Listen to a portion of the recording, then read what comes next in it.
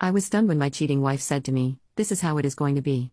Your brother needs me during his divorce, so I will move into his fancy apartment, and we will have wild nights together.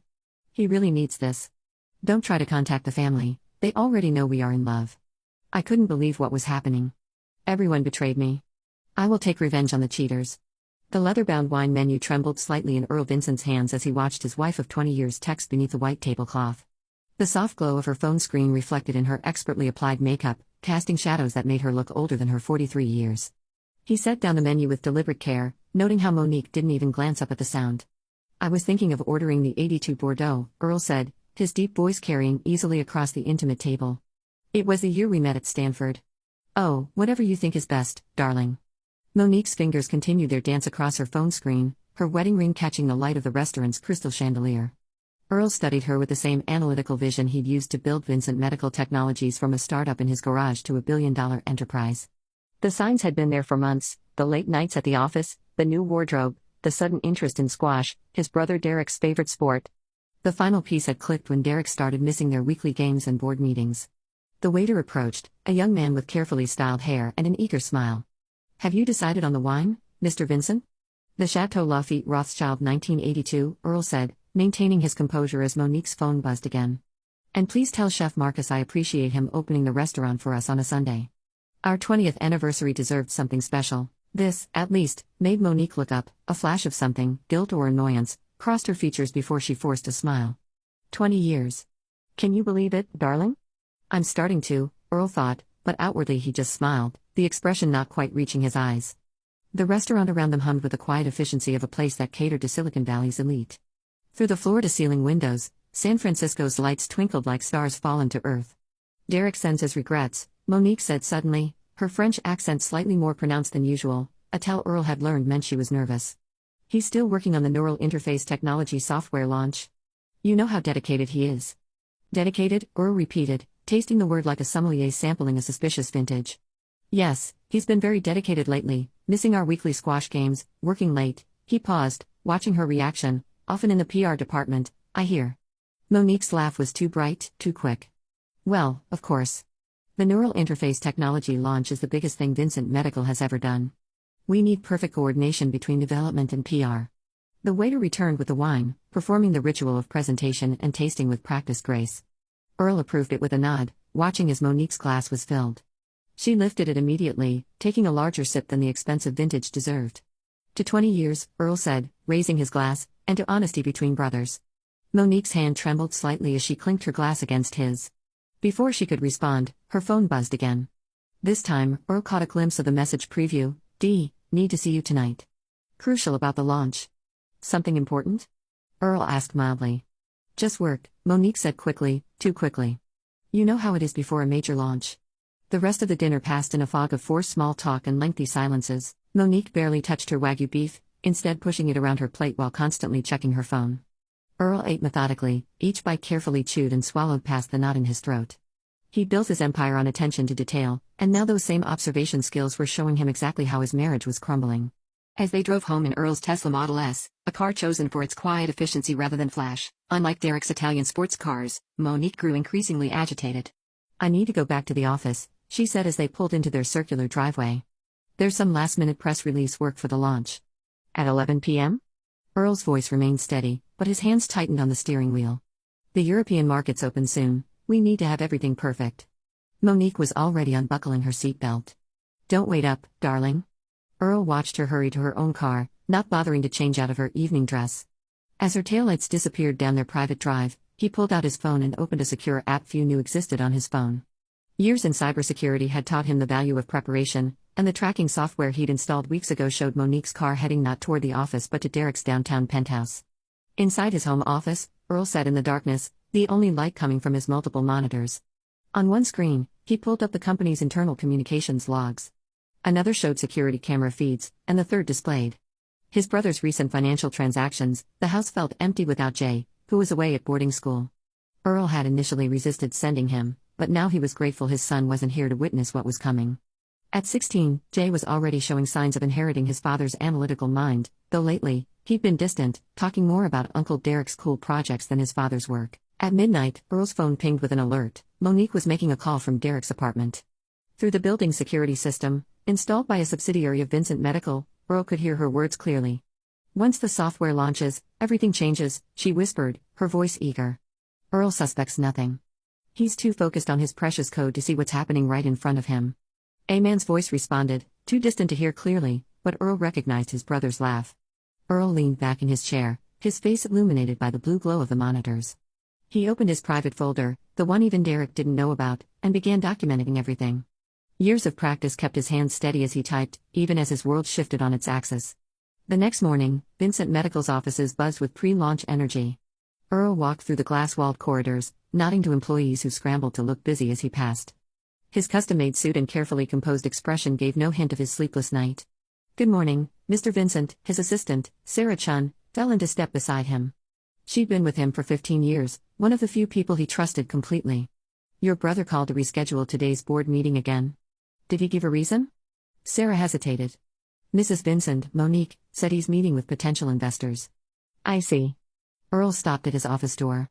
"Sarah, I need you to pull some files for me, discreetly. Everything related to the neural interface technology project, security protocols, calls, and get me Howard from legal." "Of course." Sarah paused. "Sir, is everything all right?" Earl's smile was genuine this time. "Just being thorough, Sarah. We've worked too hard to leave anything to chance." Throughout the day, Earl maintained his routine with mechanical precision. He reviewed code, met with department heads, and approved marketing materials. If he noticed how Monique's office remained empty until noon, or how Derek's signature was missing from crucial documents, he gave no sign. The next 2 days passed in a similar fashion. Earl gathered data, watched, and waited. He saw how Derek swaggered through the offices, accepting congratulations for the upcoming launch as if he'd written the code himself. He noticed how Monique touched Derek's arm when they thought no one was looking, how they disappeared into conference rooms for emergency meetings. He also saw what they didn't: the worried looks from longtime employees, the whispered conversations that stopped when either approached, the way Sarah's lips tightened every time Derek's name was mentioned. On the third day, exactly 72 hours before the scheduled launch, Earl was reviewing security footage in his home office when he heard Monique's heels clicking down the hallway. Her perfume, different from her usual scent, preceded her into the room. "We need to talk," she announced, not bothering with a greeting. Her voice carried none of its usual attempt at warmth. Earl turned slowly in his chair. "Do we?" "Don't be difficult, Earl." Monique strode to his desk, her Louboutin striking the hardwood like a judge's gavel. "You're a smart man, you must have noticed things are different."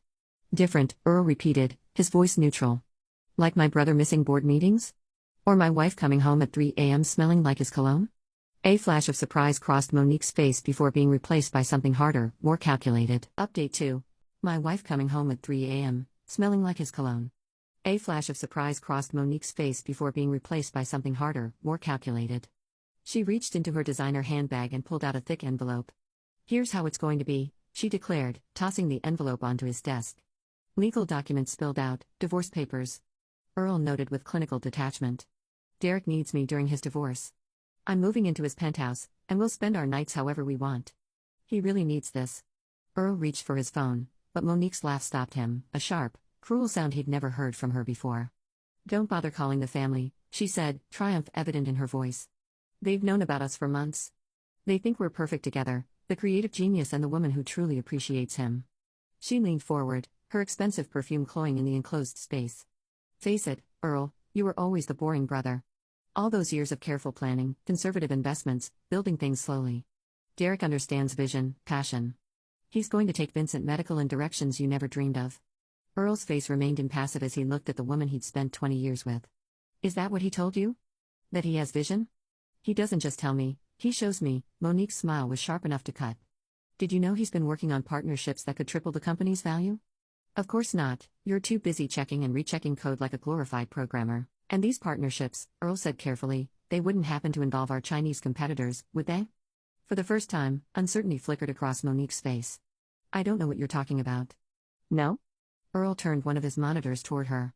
On the screen, a series of emails was displayed, all in Chinese. "My boring attention to detail includes learning Mandarin, Monique, useful for international business and for reading correspondence about selling proprietary software." Monique's composure cracked slightly before she rallied. "You're paranoid. This is exactly why Derek needs to take a larger role. You see conspiracies everywhere. It's not paranoia if they're really plotting against you." Earl's voice remained calm, almost gentle. Tell me, does Derek know you've been documenting his cocaine use for the past year? Or that you've been photographing his meetings with certain individuals? The SEC would be very interested in those. The color drained from Monique's face. How did you, the same way I know about the offshore account you opened last month, the one you think I can't trace? Earl stood slowly. You forgot something crucial, Monique. Before I was CEO, before I built this company, I worked in cybersecurity. The boring brother knows how to watch the watchers. You're bluffing, Monique snapped, but her hand trembled as she clutched her bag. And even if you're not, it doesn't matter. The family supports us. They understand that Derek and I love each other. Earl's laugh was soft but held no humor. The way you loved me when my first company failed? When Derek was living in our pool house, borrowing money he never repaid. Or the way you love him now, when you think he's about to become CEO. Monique took a step back, then seemed to remember herself. She straightened, her chin lifting. Sign the papers, Earl. Don't make this uglier than it needs to be. Think about Jay. I always think about Jay. Earl sat back down, his movements deliberate. That's why I'm going to give you one chance, Monique. One chance to walk away quietly, with a generous settlement outlined in our prenuptial agreement, the agreement you called paranoid, remember? Or what? Monique's voice dripped with contempt. You'll try to ruin us? Good luck. Derek has copies of everything. One wrong move from you, and certain rumors about your stability start circulating. How do you think the board will react to concerns about their CEO's mental state right before the biggest launch in company history? Earl simply looked at her, his expression unchanged. You should go pack, Monique. Derek's waiting. You're pathetic, she spat, sitting there acting so calm when your life is falling apart. This is why I'm leaving, you can't even fight for what's yours. She stormed out, leaving the divorce papers scattered across his desk. Earl waited until he heard her car start before picking up his phone. Sarah, implement code F9 and please clear my schedule for the evening. I need to visit my parents. The drive to his parents' Victorian home in Pacific Heights took longer than usual, giving Earl time to process what he learned. His mother's garden, meticulously maintained for 40 years, seemed to mock the family's disarray with its perfect order. Inside, he found what he expected, his parents in the living room, his sister Kate pacing by the window. They looked up with varying degrees of guilt as he entered. Earl, his mother started, we can explain. Can you? Earl remained standing, looking at the family photos on the mantel. Can you explain lending Derek money for months? Or covering for Monique's absences at family events? Or maybe you can explain why my teenage son is being told that his uncle would be a better father figure? Kate stopped pacing. How did you? No.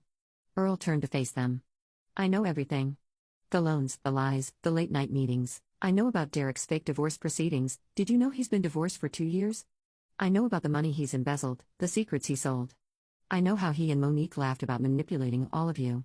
That's not possible, his father protested. Derek said the money was for research. He showed us the proposal. Forgeries, Earl said quietly, like the documents he used to convince you I was planning to sell the company, like the stories he told Jay about me abandoning projects that could help people. His mother began to cry. We thought. He seemed so passionate about his ideas, and Monique said you were becoming distant, paranoid. Of course, she did. Earl's voice held no accusation, just tired certainty. They played their parts well, the charismatic brother, the concerned wife, all worried about boring, obsessive Earl. Oh God, Kate whispered. The things we said to you, the way we treated you. Earl watched his family absorb the truth, seeing the moment realization dawned on each face. He thought of Jay, away at school, believing his father cared more about profits than progress. He thought of Derek and Monique, probably celebrating their triumph right now. What are you going to do? His father asked finally. Earl straightened his cuffs, a gesture so familiar, so unchanged in this altered world. What I always do, Dad, pay attention to the details. As he drove home that night, Earl's phone lit up with a text from Monique, moved my things out. Hope you enjoy rattling around that big house alone. Derek says you have 24 hours to sign the papers before things get complicated. Earl didn't respond. Instead, he pulled into his garage and walked through his quiet house to his office. The monitors glowed in welcome as he sat down, his fingers moving across the keyboards with practiced efficiency. On one screen, security footage showed Derek and Monique entering his penthouse, champagne in hand. On another, lines of code scrolled past, the neural interface technology project's true version, not the compromised one Derek thought he'd stolen. The third displayed a series of encrypted emails to carefully chosen recipients. Earl Vincent smiled in the blue light of his screens and began to type. The server room hummed with the quiet efficiency of well-maintained machines, its climate-controlled atmosphere a sharp contrast to the emotional storm of the past few days. Earl Vincent sat alone in the dim blue glow of multiple monitors, his fingers dancing across keyboards as he followed digital breadcrumbs through Vincent Medical's secure servers. Found you, little brother, he murmured, his eyes narrowing at the screen. A series of encrypted communications flickered past, emails and file transfers to an IP address in Shenzhen. Derek had been careful, but not careful enough. He'd used his executive override codes to access sensitive neural interface technology documentation, leaving tiny digital fingerprints that only someone with Earl's background would notice. Sarah Chen appeared at the server room door, her usual professional demeanor tinged with concern. Sir, the IT team is asking questions about the Level 7 security scan you initiated. Tell them it's a routine pre-launch protocol. Earl's eyes never left the screen. And Sarah, flag any attempts to access the development servers from Derek or Monique's credentials. Don't block them, just log everything. Of course. Sarah hesitated. Mr. Vincent, Miss Haas's office called again. Update 3, don't block them, just log everything. Of course, Sarah hesitated. Mr. Vincent, Miss Haas's office called again, they say it's urgent. Earl allowed himself a small smile. Ginger Haas's reputation for handling tech industry divorces was well earned, but she'd have to wait. First, he needed proof that would stand up in both corporate and criminal courts. As if on cue, his phone buzzed with a message from Derek, board meeting tomorrow. Time to discuss your retirement, big brother, for the good of the company. Earl didn't respond. Instead, he pulled up another window, showing email correspondence between Monique's PR department and several tech journalists. She'd been laying groundwork for months, planting subtle hints about his increasing isolation and obsessive behavior. One draft article, scheduled for release after the launch, already had a quote from Derek about his deep concern for his brother's well-being. Amateur hour, Earl muttered, copying the files to his secure server.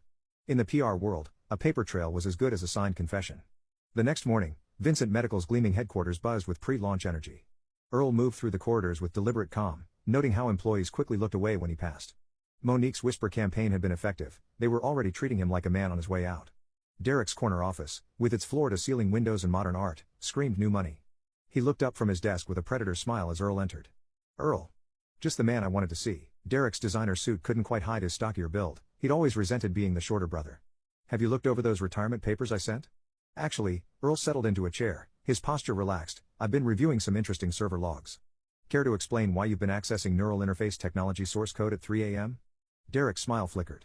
As CFO, I have every right to review company assets. The emails to Shin Jin, that's just market research, careful brother. Derek leaned forward, his facade of friendliness cracking.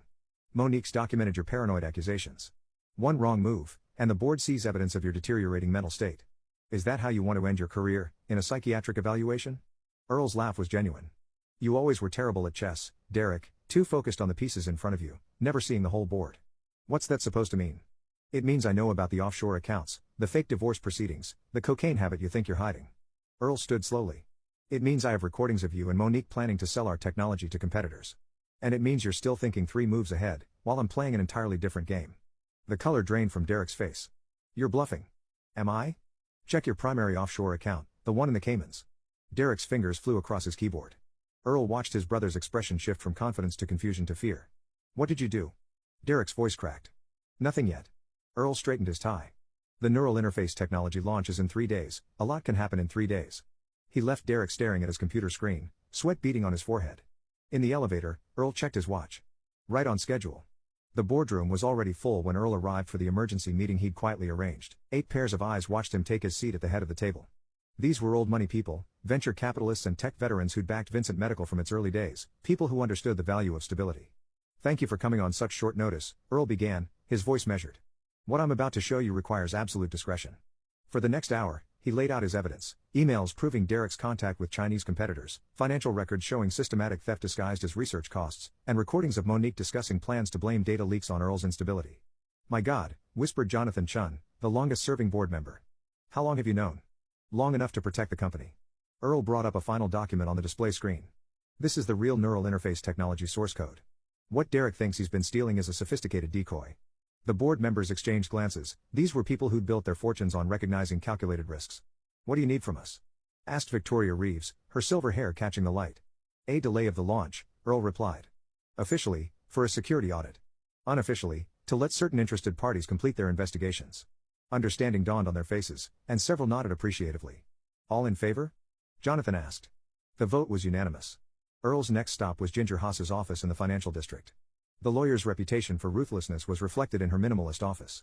All steel, glass, and sharp edges. You're a surprise, Earl, Ginger said, reviewing his evidence. Most men in your position let emotion cloud their judgment. But this, she gestured at the files, this is beautiful. Clinical. I prefer thorough. Thorough works. Ginger's smile was razor sharp. Your prep is solid, but with this evidence of corporate conspiracy, we can make sure Monique walks away with nothing but regrets. And Derek, corporate espionage, wire fraud, conspiracy. He's looking at federal time. Unless he runs, Earl nodded. He'll run, it's what he does. Back at the office, Earl found Sarah waiting with more news. Sir, Derek's been trying to access the development servers, and Monique's been calling emergency meetings with the PR team. Right on schedule. Earl checked his watch. How many people have they contacted? 17 journalists, 3 industry analysts, and a psychiatric consultant. Good. Let them dig their hole deeper. Earl sat at his desk, the weight of 20 years of marriage and brotherhood settling around him like a familiar coat. Sarah, implement Protocol Omega. It's time to spring the trap. The next 2 days passed in a blur of controlled chaos. Derek grew increasingly desperate as his access to various systems mysteriously failed. Monique's attempts to plant stories about Earl's mental state met with unexpected skepticism from journalists who'd received anonymous evidence of her affair and conspiracy. The morning of the launch dawned clear and cold.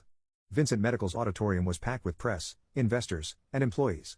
Derek and Monique sat in the front row, their manufactured confidence beginning to crack around the edges. Earl took the stage to enthusiastic applause. He looked every inch the successful CEO in his perfectly tailored suit, his silver hair adding gravitas to his appearance. Thank you all for coming, he began. Vincent Medical has always prided itself on innovation and integrity, which is why today's announcement may come as a surprise. Derek shifted in his seat. Monique's knuckles whitened around her tablet. In light of certain security concerns, we're implementing a comprehensive audit of all our projects, including the Neural Interface Technology Initiative. The audience murmured. Earl held up a hand for silence. Our commitment to excellence requires us to be certain that every aspect of our technology is protected. To that end, we're cooperating fully with federal authorities in an investigation into potential corporate espionage. As if on cue, suits appeared at every exit. Derek's face went ash white as he recognized the FBI badges. Additionally, Earl continued, his voice carrying clearly over the growing whispers, all executive accounts have been temporarily frozen pending this investigation. Monique was already fumbling with her phone, presumably discovering that her access to the company accounts, and their joint accounts, had been suspended. This is insane. Derek stood, his composure finally cracking. Earl's mental state has been deteriorating for months, ask anyone. He's been making paranoid accusations, seeing conspiracies everywhere. Earl smiled slightly. Interesting choice of words, Derek. Would you like to explain these emails to our competitors in Shenzhen, or should we ask Monique about the PR campaign she's been preparing to explain away the theft of our technology? The room erupted in chaos. Journalists shouted questions as FBI agents moved forward. Derek looked wildly around before bolting for a side exit.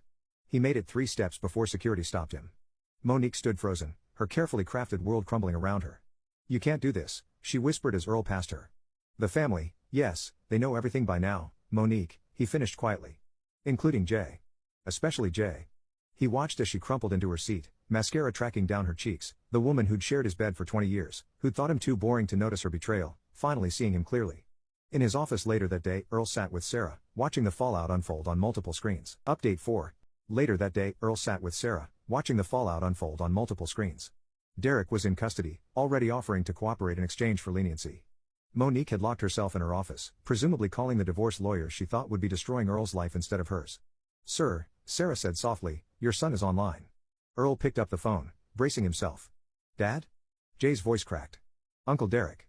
He told me you were going to shut down the medical research, that you only cared about profits. But I just saw the news. I know, son, Earl's voice remained gentle. We have a lot to talk about.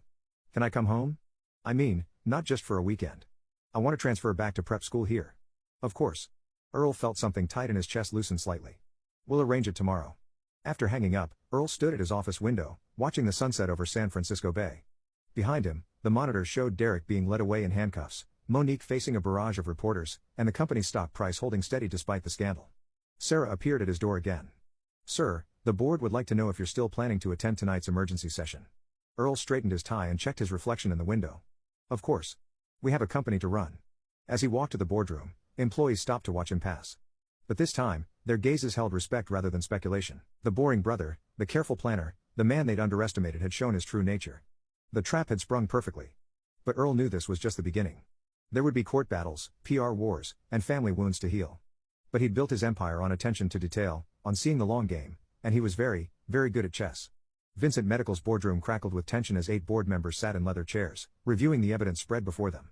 The morning sun streamed through floor-to-ceiling windows, illuminating printed emails, financial records, and surveillance transcripts, a paper trail of betrayal that led directly to Derek Vincent's office.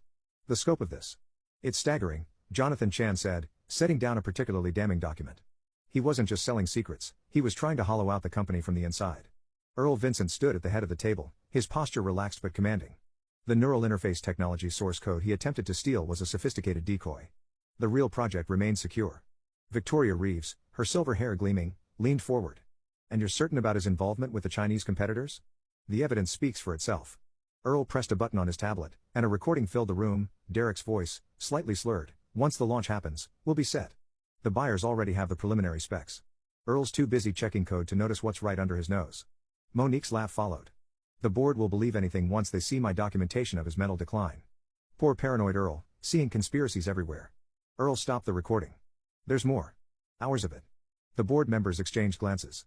These were people who'd built fortunes by recognizing threats and opportunities. They understood exactly what they were hearing. I move for an immediate vote on Derek Vincent's position as CFO, Jonathan said, his voice hard. All in favor? 8 hands rose without hesitation. The vote is unanimous, Victoria declared. For the company charter, Article 7, Section 3, which Earl so aptly updated last year, Derek's shares must be sold back to the company at their original purchase price, a fraction of their current value, Jonathan added with grim satisfaction. Earl allowed himself a small smile. Sarah, please escort the FBI agents in. They'll want to see this.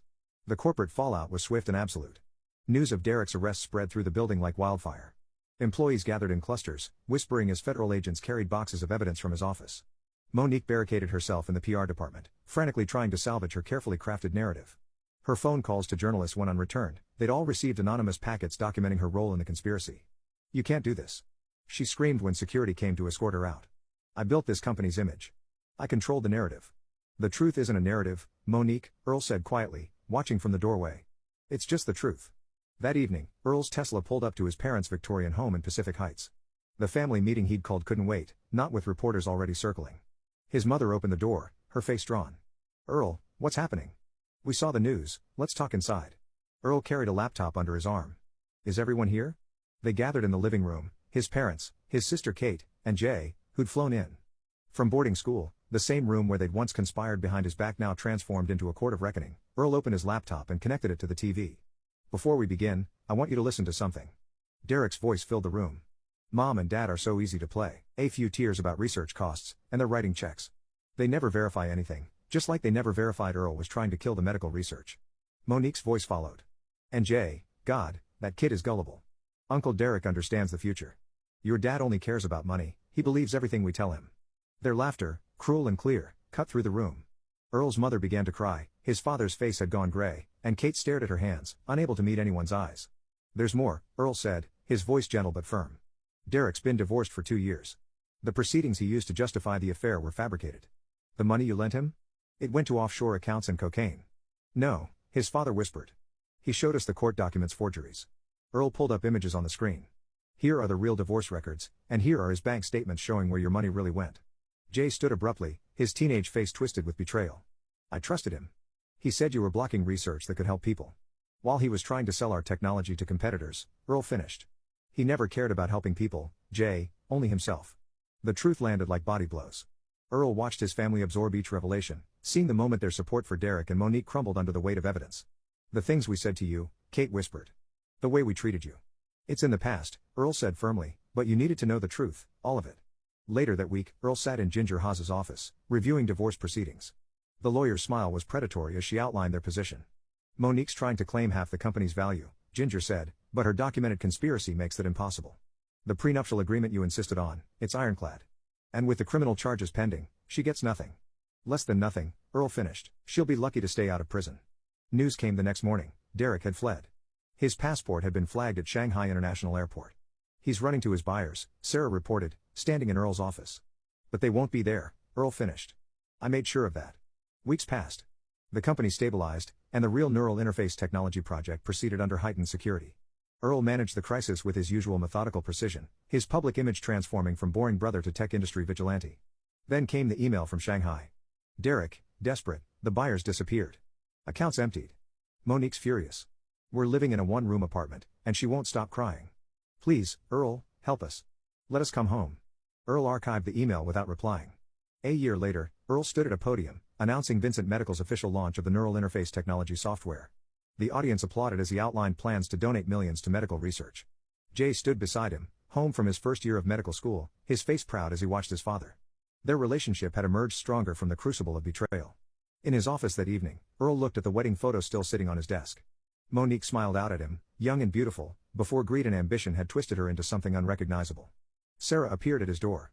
"Sir, your dinner reservation is in 30 minutes, and there's a message from Shanghai. Archive it with the others." Earl straightened his tie, checked his reflection in the window. Outside, San Francisco glittered in the dusk, as bright and hard as ambition itself.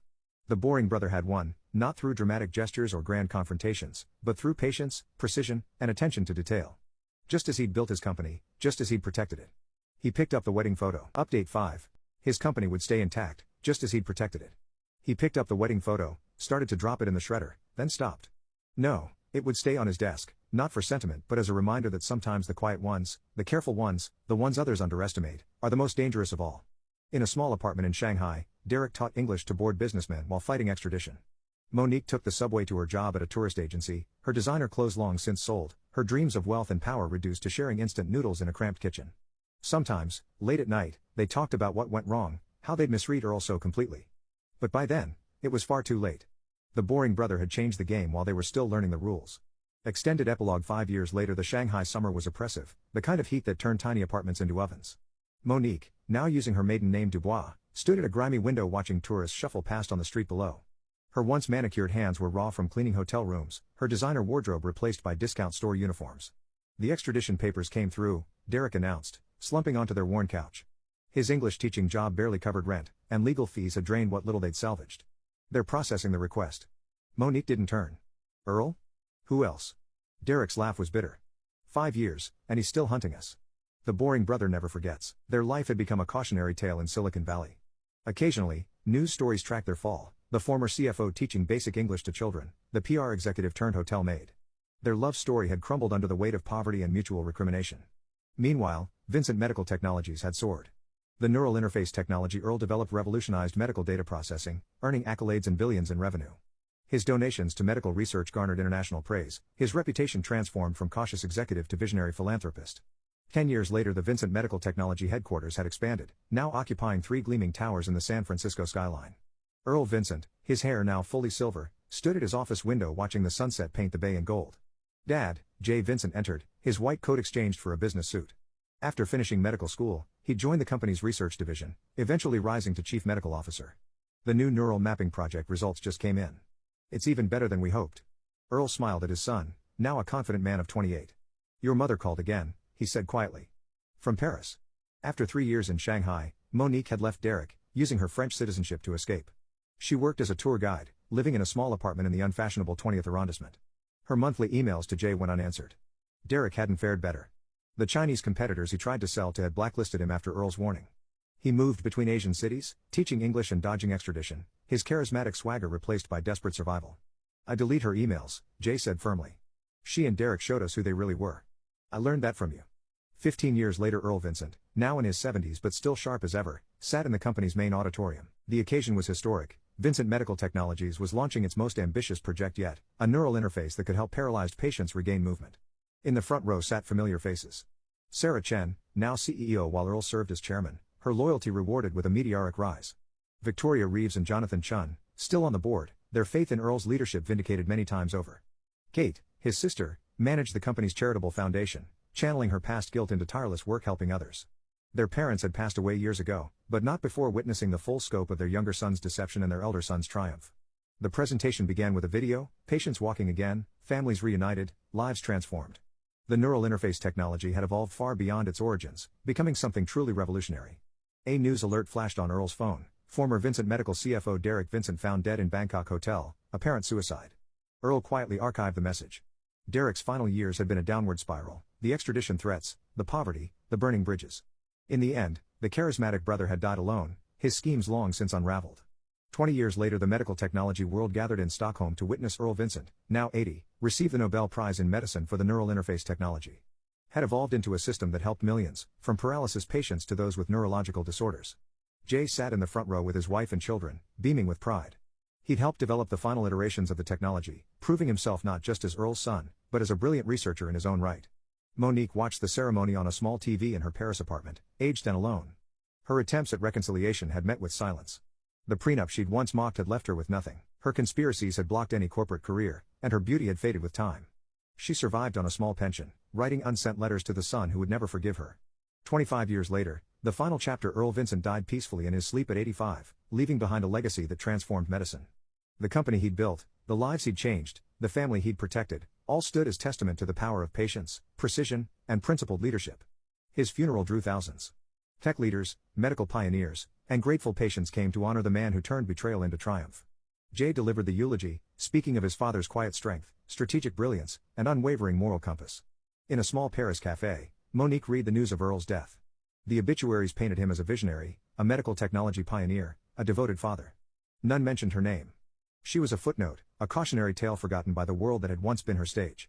At the Vincent Medical Technology headquarters, a new building was raised, the Earl Vincent Center for Neural Research.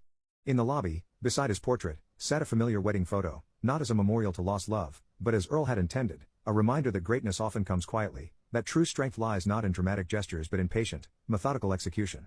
Jay Vincent took his father's place as chairman, leading the company into new frontiers of medical technology. Sarah Chen continued as CEO, their partnership echoing the loyalty and trust that had defined Earl's leadership. The neural interface technology evolved into a global standard, helping millions walk, communicate, and live fuller lives. Hospitals worldwide used Vincent Medical Systems, the company's name becoming synonymous with medical innovation. Kate Vincent Chen expanded the charitable foundation's reach, building hospitals in underserved communities. Each bore a plaque with Earl's favorite quote: "Success is not about being underestimated, it's about being underestimated only once." Legacy: Earl Vincent's story became a Harvard Business School case study in strategic leadership and corporate governance. Students analyzed how the boring brother had outmaneuvered betrayal through careful planning and unwavering resolve. The company he built continued to thrive, its culture shaped by his principles: attention to detail, patient strategy, and ethical leadership. The Vincent name became associated not with scandal, but with innovation and integrity. Derek and Monique's betrayal, meant to destroy him, had instead revealed his true strength. Their attempts to paint him as paranoid and unstable had backfired, exposing their own moral bankruptcy. In the end, Earl Vincent died as he had lived, on his own terms, his legacy secure, his principles vindicated. The boring brother, the careful planner, the man they'd underestimated had written himself into medical and business history.